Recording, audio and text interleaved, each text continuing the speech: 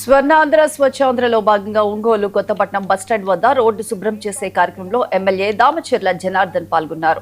ప్రజాప్రతినిధులు, అధికారులు, నాయకులు ప్రజలతో కలిసి రోడ్డు శుభ్రం చేశారు. ఇంటితో పాటు పరిసర ప్రాంతాలను కూడా పరిశుభ్రంగా ఉంచుకోవాలని ప్రజల్లో అవగాహన కల్పించడమే ఈ కార్యక్రమం ప్రధాన ఉద్దేశమని ఎమ్మెల్యే తెలిపారు.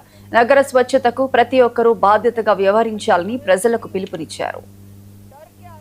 ప్రతి హోటల్స్ కి 200 మంది ఎక్కువ ఉన్న హోటల్స్ కానీ నెల రోజుల నుంచి కూడా కేటాయిస్తానని నా వంతు కృషిగా స్వచ్ఛత కార్యక్రమాల కొరకు శ్రమదానం చేసి పరిశుభ్ర ఆంధ్రప్రదేశ్, పరిశుభ్ర ఒంగోలు సాధించి వారికి కూడా స్వచ్ఛతపై అవగాహన కల్పించే దిశగా ప్రయత్నిస్తానని భవిష్యత్. ఈరోజు మనం చూస్తూనే ఉన్నాం, మన ఎమ్మెల్యే గారి తపనంతా కూడా నగరం సుందరంగా ఉండాలి, పరిశుభ్రంగా ఉండాలి, ఎక్కడ కూడా ప్రజలకు ఇబ్బంది లేకుండా మనం అంతా క్లీన్గా ఉండాలని చెప్పేసి ఆయన తపనతో ఈ రోజులు రోడ్లు వైడింగ్ చేయడం అయితేనేమి, కాలువలు బాగా వెడల్పు చేసి పెద్ద ఎక్కడ కూడా నీళ్లు నిలవకుండా అంతా ప్రజలకు ఎటువంటి ఇబ్బంది కలగకూడదనే ఉద్దేశంతో ఆయన ఎంతో శ్రమతోటి అన్ని చేస్తున్నారు. దానికి తోడుగా మన వంతుగా ప్రజలు మనం ఎక్కడ కూడా ఈ ప్లాస్టిక్ వ్యర్థాలు కానీ 3వ వారం మనం అందరం కూడా చేసుకుంటాము.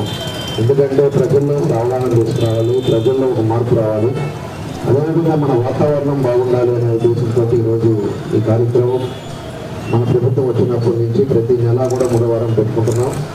దాని ఉద్దేశపూర్వకంగానే ఈరోజు కార్యక్రమం ఏర్పాటు చేశాం. ఈ కార్యక్రమానికి సభాధ్యక్షులు గౌరవ మన కమిషనర్ గారు వెంకటకృష్ణ గారు, అదేవిధంగా విజయలక్ష్మి గారు, నట్మ విజయలక్ష్మి గారు, అదేవిధంగా ఏఎస్ వెంకట్రావు గారు, అదేవిధంగా మదన్ గారు, రమణయ్య గారు, అంబూరి శ్రీని గారు, కొట్టారి నాగేశ్వరరావు గారు, రాజు విమల్ గారు, గోలా వెంకటేశ్వర గారు, అదేవిధంగా మున్సిపల్ సిబ్బంది, అదేవిధంగా నట్మ సంబంధించిన సిబ్బంది అందరికీ, అదేవిధంగా మీడియా వాళ్ళకి, అదేవిధంగా ఈ డివిజన్లో ఉండే ముఖ్య నాయకులకి, అదేవిధంగా ఇక్కడికి వచ్చిన ప్రజలకి అందరికీ కూడా మనస్ఫూర్తిగా పేరున నా నమస్కారాలు, అభినందనలు తెలియజేసుకుంటున్నాం. ముఖ్యంగా మనం అందరం కూడా ఒక బాధ్యతగా మనం కూడా అవగాహన చేయాల్సిన అవసరాలు. ఈరోజు నట్మ వాళ్ళు చాలామంది ఉన్నారు, ప్రతి డివిజన్లో మన వాళ్ళంతా ఉన్నారు మహిళలే. మీరు కూడా ముందు పక్కన ఉండే వాళ్ళకి, ఆ బజార్లో ఉండే వాళ్ళకి అందరూ కూడా ఇంకా కూడా